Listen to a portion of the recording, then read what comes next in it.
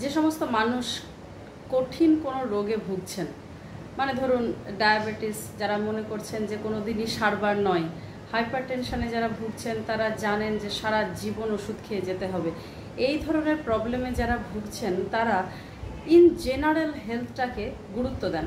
কারণ কি খেতে হবে কি হবে না, কোন মিষ্টি খাবো না, ফল খাবো না, অনেক কিছু, যেগুলো ভাত কম করে খাবো, রুটি কম খাবো, তো এগুলোর উপরে আপনারা গুরুত্ব দেন, কিন্তু একটা জায়গা খুব অ্যাভয়েড করেন।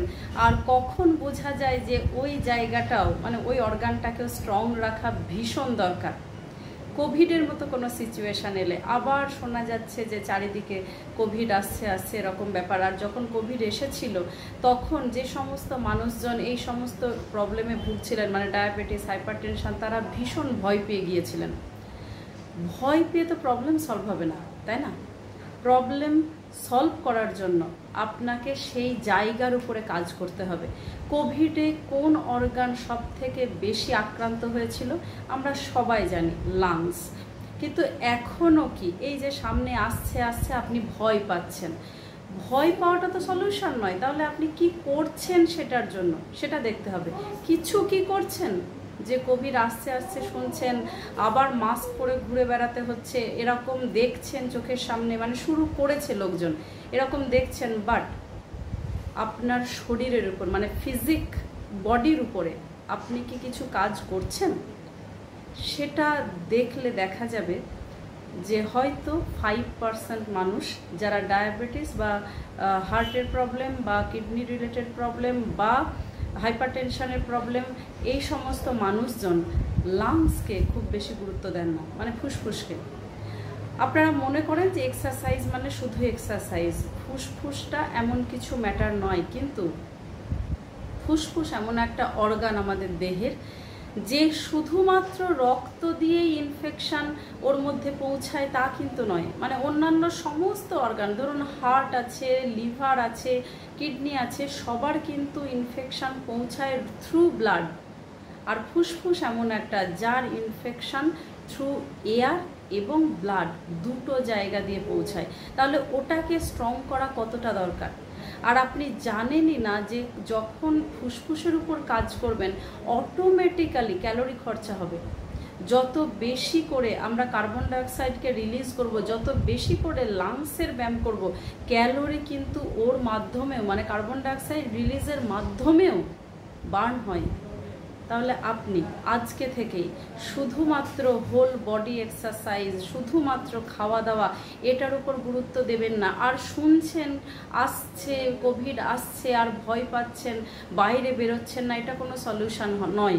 কোভিডের সময় অনেক মানুষ ছিলেন যারা কোভিড পেশেন্টের সাথে ডিল করেছেন, যাদেরকে বাইরে বেরোতে হয়েছে, বাধ্য হয়েছেন তারা, কিন্তু তবুও খুব ভালো মতোই বেঁচে ছিলেন। হয়তো অনেক সময় মাস্কও পরেননি, তবুও তারা বেঁচে আছেন এখনও।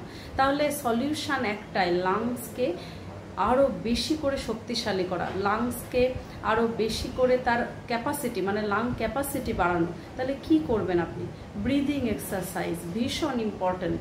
ব্রিদিং এক্সারসাইজ যত বেশি করবেন তত বেশি আপনার আয়ুও বাড়বে। এটা কোভিডের ইনফেকশান যেরকম, মানে ইনফেকশানকে আপনি রোধ করতে পারবে, সেই রকম রোধ যদি করতে পারে আপনার আয়ু এমনিও বেড়ে গেল। শুধু সেটা নয়, কচ্ছপ মিনিটে 4 বার মাত্র শ্বাস প্রশ্বাস নেয়, আর সেই জায়গায় কুকুর মিনিটে 30 থেকে 35 বার নেয়। তাহলে যখন তারা তাদের এজের ডিফারেন্সটা শুধু শ্বাস নেওয়াতেই প্রমাণ করে দিচ্ছে যে একজন, মানে একটা প্রজাতি সে 300-400 বছর বেঁচে থাকছে, আর একটা 15-20 কি বড় জোর 25 বছর বেঁচে থাকছে। তাহলে দুটোর মধ্যে ডিফারেন্স কোথায়? একটাই ডিফারেন্স লক্ষ্য করা যাচ্ছে, সেটা হলো গেছে, মানে এটা আমি বলছি না, রিসার্চ বলছে, লক্ষ্য করা গেছে, সেটা হচ্ছে ব্রিদিংয়ের।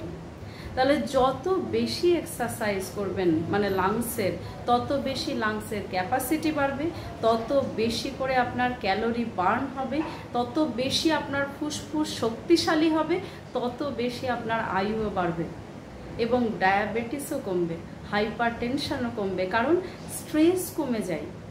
তাহলে কি করবেন, আজকে থেকেই শুরু করুন। লাংসের ব্যায়ামের জন্য খুব বেশি মানে কিছু কিছু ব্যায়াম আছে সেটা ভরা পেটেও করা যায়, যেগুলো প্রাণায়াম বলে, এগুলো ভরা পেটেও করা যায়, খালি পেটেও করা যায়। তাহলে আপনি আজ রাতেও করতে পারেন।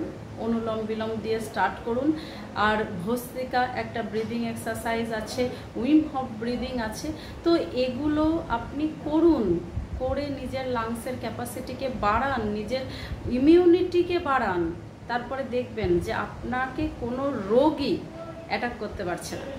ভালো থাকুন, সুস্থ থাকুন, আর শেয়ার করুন ভিডিওটা, কারণ আবারও কিন্তু শোনা যাচ্ছে কোভিড আসছে। Thank you.